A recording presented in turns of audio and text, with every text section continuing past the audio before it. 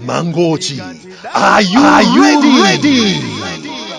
Chisangalalo chija chatsikira ku Mangochi tsopano kuyambira lachisanu pa 15 September 2023. Basi yanu ija yodalirika ya Khwezy tsopano yayamba kuyenda pakati pa mtunda wa Blantyre ndi Mangochi. Kunyamuka ku Blantyre nthawi ya 8 koloko mmawa kupita ku Mangochi, komanso kunyamuka nthawi ya 2:30 masana ku Mangochi kubwera ku Blantyre. Mtengo wakulu 20,000 kwacha, ana 15,000 kwacha.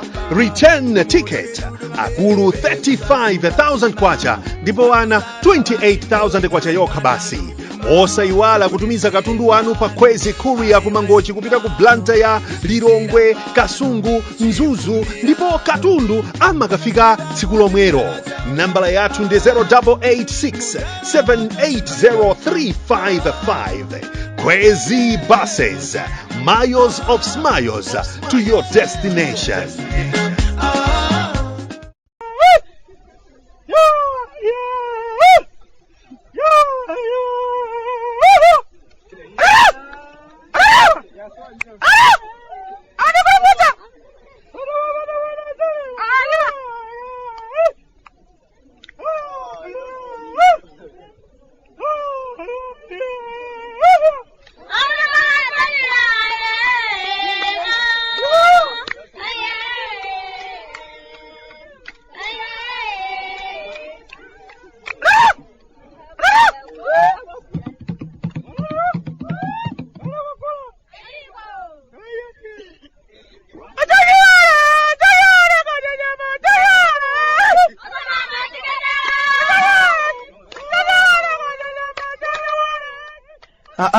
Kalata timechoka kumudzi kumalawi. Bwande mukuli chani? Achimwene, koma muli bwino. Zikukwendani bwanji kumeneko. Koma mmakumbukira kumeneko kuti masiku ngati ano kwanu kuno kumakhala kumbukira Anakubala. Kapena munayiwala kalekale. Poti zanu zili pabwino kumeneko. Komatu ndikamalankhula nthawi zina, ndimalankhula ngati wambwebwe. Komatu chilipo chinafuna m'bale. Nthawi zina zake kumakumbukira abale anu kuno kumudzi kwanu ku Nyasalande. Pajatu chakudza mawa sichimba ng'oma. Ndiyamikire kwambiri Khwezy buses, basi zotsogola kwambiri kwathu konse kuno. Ndipo azimayi pa tsiku lawo la Anakubala anasangalala kwa basi ndi basi za Khwezy. Makamaka ya Mangochi anakaona nyanja azimayi komanso ni mvuwu zomwe. Kukwera chibasi cha ofofo cha pakati pa Blantyre ndi Mangochi. Zokwera galimoto zosadziwika pa mtunda wa Mangochi ndi Blantyre zinatha kalekale. Anthu masiku ano akumakwera chibasi cha pamwamba cha Khwezy. Munthune ndimakamba kuti masiku ngati ano tupaja amakhala kukumbukira ntchito tamandika imene Anakubala mdziko muno amagwira chimwene. Ukhala pansi phee ukumbukira zina ndi zina zimene Anakubala athu amachita. Mwana kubadwa kuti akule imakhalapo ntchito achimwene. Iwe ndi ine tikukumbukira bwino lomwe mmene tinkakondera kuchitira zinthu zathu. Ndipo kupanda mayi athu kutiongolera ndithudi bwezi mwina mwake titapulukira, komanso bwezi mwina mwake titatsayama. Iweyo ukumbukira bwino lomwe mmene ine ndinkavutikira nthawi imene ija ndizipere. Okha mayi atandiponya kunsana, kuyendana ndi mtunda wautali kusakasaka thandizo. Mwana wanga akhali bwino, mwana wanga adzisewera ngati mmene ana ena onse akuchitira.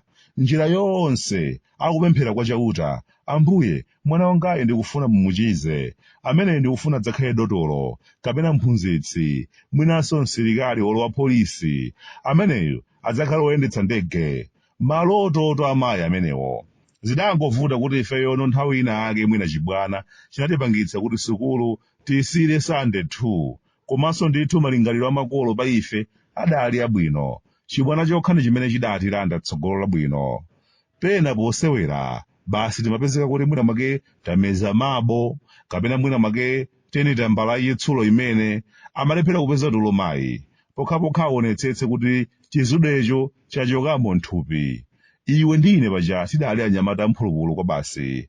Timakaputa ndeuko ndikutimenya magazi bububu mphuno ndi mkamwa. Kumabwera pa nyumba tili mbuu, atatituwitsa ndi makofi ndi umaoneka nazo ngati kapoli. Zonsezo zimathira mwa mayi. Chakudya chikavuta ndiwo nkusowa. Ufa bokha nkuyesetsa kuti chabwino ineyo ndisadye, koma ana okhawa adye. nkukopa kaphala kothera mchere basi ana anga asapite kokagona m'mimba mukulira mawezulo iwo kulolera ndithu kuti ambudya cha mlungu mukadzatipasa tidzadya koma zapezeka lolozi obwandewa ndi anzawo adodolido ndi ena onse asagone ndi njalayi zimangona kuchitika koma chimwene mayi amagwira ntchito tamandika ku sukulu ndimakumbukira nthawi imene ija amwene tikalakwa makolo amayitanidwa kayitate makolo kholo lodzipereka kuti tiyeko chabwino ndikamve waloka chiyani limakhala mayi ndithu njira yonseyi kumayenda mukamba nkhani zabwinobwino koma chongofika kwa ahedi amakhala akutembenukira iwo ndikukhala mbali ya ahedi tsopano kuti witsanso ndi makofi ahedi mpaka nakuchita kuletsetsa kuti ayi mumpweteka basi chabwino zatha musiyeni mayi ovutikira kuti apeze ngakhale chovalayo nthawi imeneyi tili makanda pachathewera idali manyado amene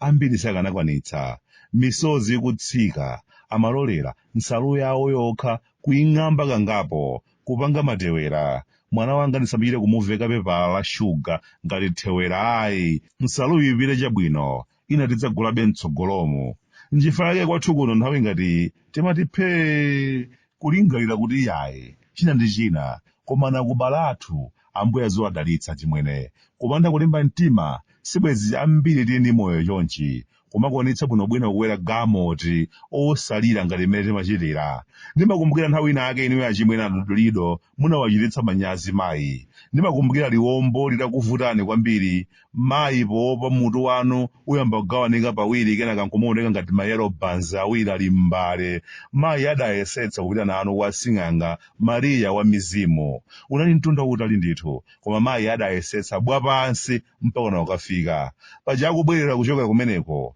ena akachifundo ndamene adakweza ni galimoti yawo koma zinazochititsa manyazi kwa basi paja mudalira njira yonse ngati ambulasi anthu onse mgalimoti kumangokuyang'anani atafika nanu ku nyumba paja ndiye kudali kuphunzitsani mmene mungakwerere galimoti koma osalira paja amachita kutengani mutambalale pa chiguduli kenaka dzichiyendetsa dzichikwakwaza inu muzikhala ngati muli mgalimoti mantha athe kodi mzimayi wotereyo m'masiku ngati amene wa Anakubala nkulakwa kumuganizira nkulakwa kumugulirako ali ngofa komanso topugiya ya nsalu yachita mzimayi ololera kuyika moyo wake pa chisweyo nkulakwa ulendo uno kumutolerako makologi pa msika wako ampepuza kodi ungalakwitse kupita naye kwa oti akamtewe tsitsi chitukuko kumuuza ine nthawi yanu munkatewa tsitsi koma zidali zotewera kulimba mwala wa moto kuphula pa makala alawilawi